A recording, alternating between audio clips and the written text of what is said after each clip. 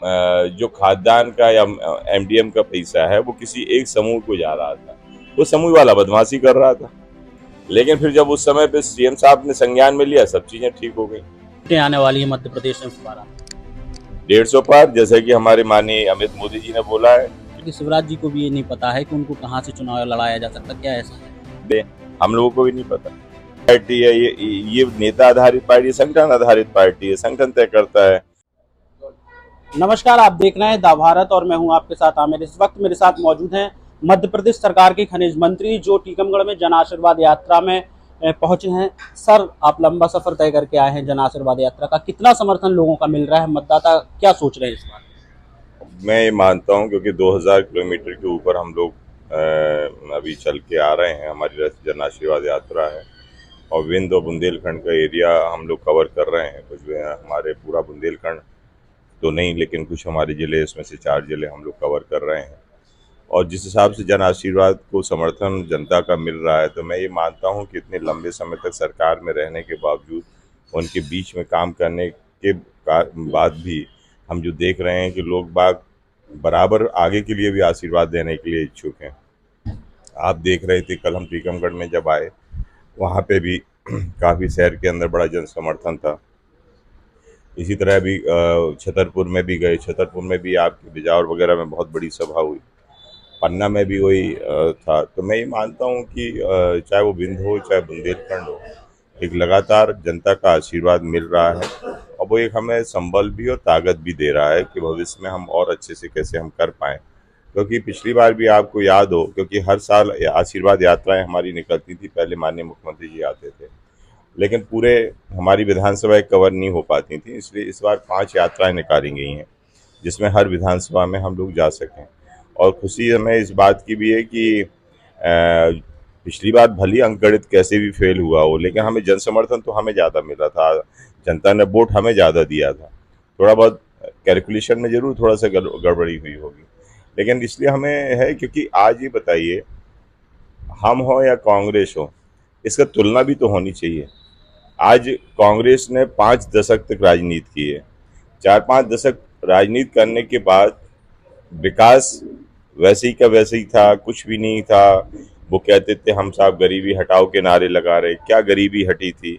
उस समय आपको पता है कि वो इंदिरा आवास आते थे तो वो 30,000 आते थे तो 10-10 बंदर बांट हो जाते थे कि 10 सेक्रेटरी साहब ले लो, 10 सरपंच साहब ले लो, 10 हितग्राही ले लो। आज तो कम से कम सीधे खाते में पैसा आ रहा है प्रधानमंत्री आवास का। और अभी तो माननीय मुख्यमंत्री ने एक और घोषणा कर दी कि जो बचे हुए लोग हैं जिनके आवास कहीं से नहीं मिल पाए, तो वो लाडली बहना आवास योजना में सबको दे देंगे। तो इसलिए लगातार, अब जैसे आपके सरकार के समय पे जब ये आई थी तो इन्हें झूठे वादे भी किए थे कि हम 4,000 बेरोजगारी भत्ता, 2 लाख कर्जा माफ़ी और हम 51,000 मुख्यमंत्री कन्यादान योजना, लेकिन कहाँ किया? एक बच्ची नहीं है कि जिसको 51,000 रुपये दिए हों, कोई एक बेरोजगार नहीं है जिसको 4,000 रुपये दिए हों। आज कर्जा माफ़ी की बात है, उल्टा 11 लाख किसानों का 2100 करोड़ रुपए उनके पाप हम धो रहे हैं, हम लोग भर रहे हैं कि किसान सही हो जाएं, डिफॉल्टर से हट जाएं।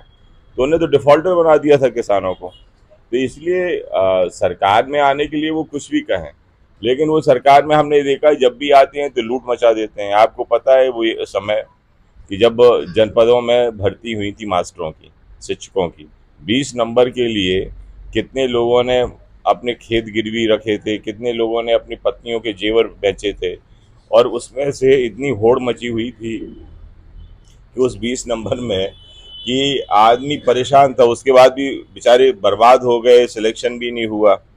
अब उसके बाद आपने देखा होगा कमलनाथ जी की सरकार आई, 280 करोड़ रुपया उन्हीं के स्टाफ के पास पकड़े जा रहे, ईडी छापा मार रही है। तो मुझे लग रहा है कि जब वो सरकार में आते तो लूट मचाते हैं और जब सरकार के बाहर जाते हैं तो झूठ बोलते हैं, झूठ बोल के राजनीति में आना चाहते हैं, सरकार में आना चाहते हैं। तो इसलिए ये उनकी परंपरा है, न उनकी नीयत साफ है न उनकी नीति साफ है, और इसलिए सब ऐसे ही है। और एक परिवार से चलने वाली पार्टी है। यदि गांधी जी उनको आपके गांधी परिवार हटा दो तो कांग्रेस ही अलग हो जाती है, और यदि वो रहते ही तो कांग्रेस। अब बताइए, ये ऐसी कई पार्टियां चलती हैं आज लोग। आप कह रहे हैं कि जो है उनकी नीति गलत है, लेकिन अब वो जन आक्रोश रैली लेकर आ रहे हैं इस बार सरकार में आने के लिए। मैं तो मानता हूं कि क्योंकि आज जन आक्रोश तो उन्हीं को मिलने वाला है। और मैं तो ये कह रहा हूँ कि इस तरह के जन आक्रोश की रैलियां उनकी निकलती रहे, हमें जन आशीर्वाद मिलता रहे। मैंने देखा है बृजेंद्र प्रताप सिंह वो मंत्री हैं, आपके इलाके का एक गांव है बुखरी, बुखरी में लोगों को राशन नहीं मिलता है, आप नाराज हो जाते हैं और बयान जारी कर देते हैं अपनी सरकार के खिलाफ, अगर ऐसा नहीं हुआ तो फिर मैं सरकार के ऊपर तक शिकायत करूंगा। ऐसा नेता बहुत कम देखने में मिलता है, क्या सोचते हैं उस समय आप जब ऐसी समस्याएं देखते हैं? देखिए क्या होता है, हम लोग हैं जनप्रतिनिधि, जनता के बीच में जाते हैं, जनता से जो बात सामने आती है उस पर हम प्रतिक्रिया जाहिर करते हैं। वो सरकार के खिलाफ नहीं था, उसमें जो वहाँ के लोग थे, जो वहाँ बांटने वाले लोग थे, जो विक्रेता वगैरह थे, जो समिति प्रबंधक वगैरह थे, कुछ पोर्टल की गड़बड़ी के कारण वो जो खाद्यान्न का या एमडीएम का पैसा है वो किसी एक समूह को जा रहा था, वो समूह वाला बदमाशी कर रहा था। बाद में वही पकड़ा गया, उसी के खिलाफ कार्रवाई हुई, उसमें सबको घेरे में लिया गया। लेकिन उस समय तक वो पोर्टल बंद होने, उसके लिए हमने ऊपर भी शिकायत की थी कि इसका पोर्टल पता नहीं अहमदाबाद कहाँ से खुलता है, कहाँ लॉक हो गया था। लेकिन फिर जब उस समय पे सीएम साहब ने संज्ञान में लिया, सब चीज़ें ठीक हो गई। तो क्या होता है, आज यदि गरीब का, देखिए मैं बताऊं, आप जनप्रतिनिधि हैं हम लोग, गरीब का गल्ला या गरीब की मिलने वाली कोई भी मदद कोई दूसरा खाए तो उससे बड़ा पाप कुछ नहीं है। और इसलिए हम लोग इसमें लगे रहते हैं कि कम से कम उसको मिलने वाला गल्ला, उसको मिलने वाली योजना का लाभ उसी को मिले जिस हितग्राही के लिए आया है। जन आशीर्वाद यात्रा पे हम चर्चा कर रहे थे, आप कह रहे थे कि भारतीय जनता पार्टी एक ऐसी पार्टी है जो एक माला में सभी मोती पिरो लेती है, लेकिन टीकमगढ़ में कल जैसे ही आपकी जन आशीर्वाद यात्रा पहुंची, मैंने टीकमगढ़ के कटरा बाजार हो, मिश्रा तिराहा हो, यहाँ पर नेताओं के पक्ष में नारे लगते हुए दिखाई दिए, संगठन के पदाधिकारी अपने लोगों को कैंडिडेट्स बनाने के लिए उनका समर्थन करते हुए दिखाई दिए। तो ये ठीक मानते हैं आप क्या संगठन? देखिए, ये लोकतंत्र है, सबको अपनी बात प्रकट करने की पूरी स्वतंत्रता है, सबकी बात रखने की स्वतंत्रता है, और इसके लिए स्वतंत्र भी हैं, किसी की कोई बंदिश नहीं है। और फिर उस पर से पार्टी विचार करती है कि कहाँ पे किसका समर्थन अच्छा है, किसके लिए अच्छी चीज़ें हैं। और आपने ये भी देखा होगा कि नारे जरूर लग रहे होंगे, पर पार्टी के भी नारे लग रहे थे, और नारे के साथ जितने नारे लगाने वाले नेता थे वो सब हमारे मदद पे थे। तो यही तो परिवार है कि हमारे में भली कुछ भी हो लेकिन हम इकट्ठे हैं, हमारे सब अंदर ही हमारी सब चीज़ें हैं, परिवार के अंदर ही हमारी चीज़ें हैं। तो इसलिए यही तो हमारा संगठन।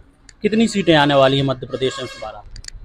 150 पार, जैसे कि हमारे माननीय अमित मोदी जी ने बोला है कि 150 के पार हमें लेके जाना है, हम तो उससे ज़्यादा कल्पना करके चल ही रहे हैं। तो कमलनाथ जी दिग्विजय सिंह कह रहे हैं कि हम 150 पार करेंगे। उनके पिटे मोहरे हैं, पिटे चेहरे हैं, थके चेहरे हैं, चल पानी रहे, घूम पानी रहे, 15 महीने सरकार रही, 16 महीने एक जगह किसी किसान की किसी भी विपत्ति पे, आपदा पे किसी के खेत में नहीं उतरे, कहीं पे किसी को मुआवजा देने की बात नहीं करी। आज ऐसे चेहरे जो कमरे में बैठ के राजनीति करना चाहते हैं, यही आपके दिग्विजय सिंह बोलते थे मैनेजमेंट, हाँ मैनेजमेंट वाली बात करते थे कि मैनेजमेंट क्या हिसाब से चुनाव जीते जाते हैं। कमलनाथ जी कहीं जाना नहीं चाहते थे। आप बताओ कि 15-16 महीने रही, बाढ़ आई, सूखा आया, ओलावृष्टि हुई, कहाँ गए, किस जिले में गए? ये तो जनता सब जानती है। 39 प्रत्याशियों की सूची आपने जारी कर दी है, अगली सूची कब तक आ रही है? इनपुट कोई आप लोगों को? बहुत जल्दी। लगभग कब तक? या बहुत जल्दी। कितने कैंडिडेट होंगे उस सूची में? अब वो तो ऊपर वाले तय करेंगे। इस बार ये कहा जा रहा है कि शिवराज जी को भी ये नहीं पता है कि उनको कहाँ से चुनाव लड़ाया जा सकता, क्या ऐसा है? देखो, यही तो लोग हमारे यहाँ पे, हमारे देखो, एक हम बैठे हैं, ये बैठे हैं, हम लड़ने वाले हैं या नहीं लड़ने वाले, या ये लड़ने वाले हैं नहीं लड़ने वाले, हम लोगों को भी नहीं पता। तो यही तो हमारा संगठन है कि आज तय करता है। उनकी नेता आधारित पार्टी है, ये नेता आधारित पार्टी, संगठन आधारित पार्टी है, संगठन तय करता है। हम लोग सत्ता के लोग हैं, संगठन तय करेगा कि हमें कहाँ से लड़ाना है, कहाँ लड़ाना है, नहीं लड़ाना है, ये सब यही तो हमारा संगठन। बहुत बहुत धन्यवाद। तो ये थे हमारे साथ खनिज मंत्री बृजेंद्र प्रताप सिंह जी, जिनसे हमसे तमाम सवाल पूछी और सवालों के उन्होंने बाखूबी के साथ जवाब दिए।